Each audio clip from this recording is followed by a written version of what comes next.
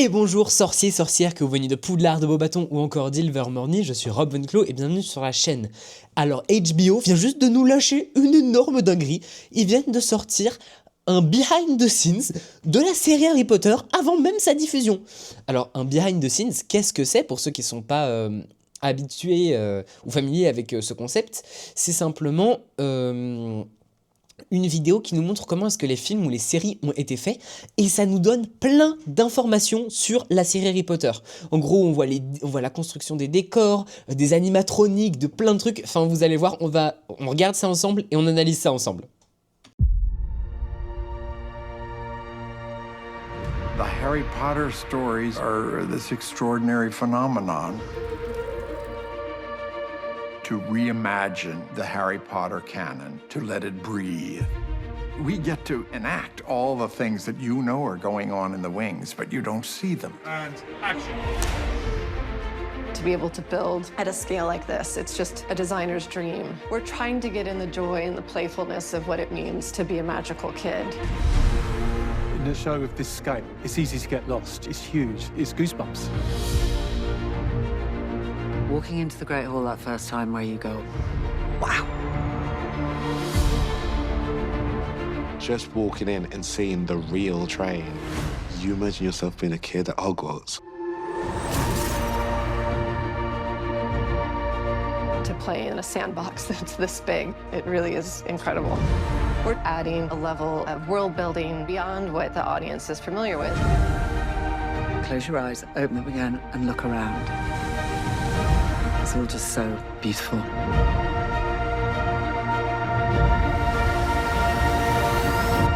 You wait forever to do something that means that much to people.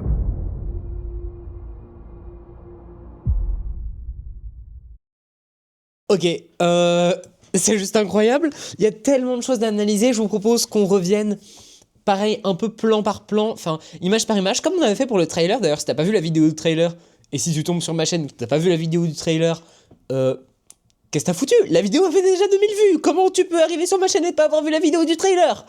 Et deuxièmement, je t'invite fortement à aller la voir parce qu'on fait une réaction et une analyse et c'est franchement pas mal. C'est là que ça devient intéressant. Là, regardez, on a enfin le premier visuel pour Serre d'Aigle. RPZ. Je m'emballe un peu trop. Mais regardez-moi ça. Serre d'Aigle et Serpentard, c'est superbe. On a enfin la couleur bronze qu'on mérite depuis tant d'années. Parce que oui, si vous ne le savez pas, Serre d'Aigle, c'est bleu et bronze et non pas bleu et argent. Voilà, enfin, Serre d'Aigle. On a des trucs de fou. On a l'entrée de la grande salle. Regardez-moi ça. Donc on suppose que c'est soit au moment de Noël, soit quand ils entrent tous dans la grande salle pour la première fois. Je pense que c'est quand ils entrent tous dans la grande salle pour la première fois. Et ça colle avec ce que je disais. Regardez, là, il y a plein d'arbres, plein de nature. Ça colle avec ce que je disais dans mon analyse du trailer, que l'ambiance est très nature. C'est-à-dire qu'il y a énormément de nature partout. On peut voir qu'il y a un fond bleu derrière, probablement pour incruster les autres fonds de Poudlard après. Et on peut voir la grande salle, il y a les bougies qui flottent, il y a les escaliers partout. Et ça, là, ce que vous voyez, ce que je pointe avec ma souris, c'est la preuve que ce sont bien des décors réels qu'ils ont construits. Ça, j'ai trouvé ça juste super drôle. C'est sur la voie 9-3/4, t'as un café et un truc de propriété perdue. C'est hilarant. Ça, je trouve ça juste magnifique et incroyable.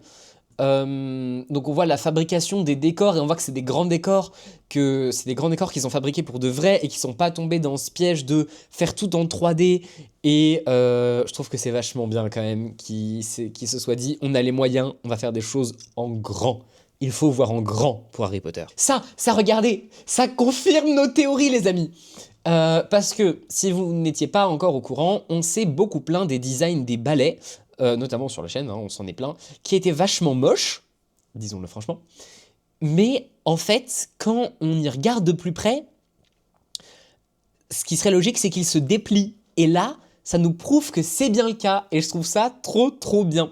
Et ça, si vous vous demandez, c'est une maquette de Poudlard. Alors souvent, les gens qui travaillent pour les décors de cinéma, ils font ça. Ils créent des maquettes en miniature pour se rendre compte de comment est-ce qu'ils vont faire, et après, ils construisent en grandeur nature. Ça, c'est trop bien. Donc on voit Dominic McLaughlin et Alastair Stout en train d'entrer vraiment dans le Poudlard Express. Donc on peut supposer qu'ils ont vraiment tourné dans un train en marche.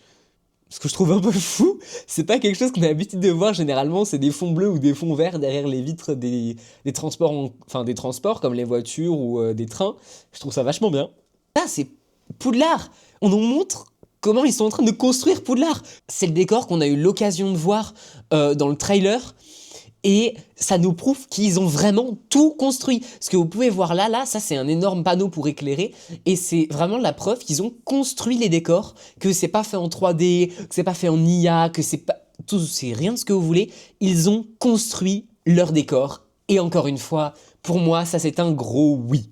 Non mais ça faut qu'on en parle. La grande salle, on a le premier visuel de la grande salle. C'est un truc de fou. Elle est géniale. Ça fait très Hogwarts Legacy avec les escaliers comme ça qui montent et les espèces d'étages.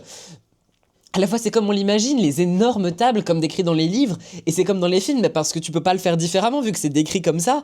Donc, et c'est très différent à la fois quand même, je saurais pas vous expliquer.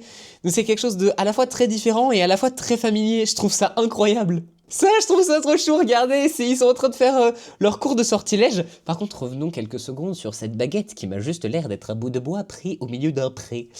Je m'étais déjà plaint du design de la baguette d'Harry dans le trailer, et par contre, si les baguettes... Oula, mais pourquoi Toi Z, ma chérie. Pardon, un peu trop excité. Mais les designs des baguettes ne m'inspirent pas grand-chose. Voilà. Par contre, encore une fois, on a une plus grande vision sur leurs costumes que je trouve vachement bien.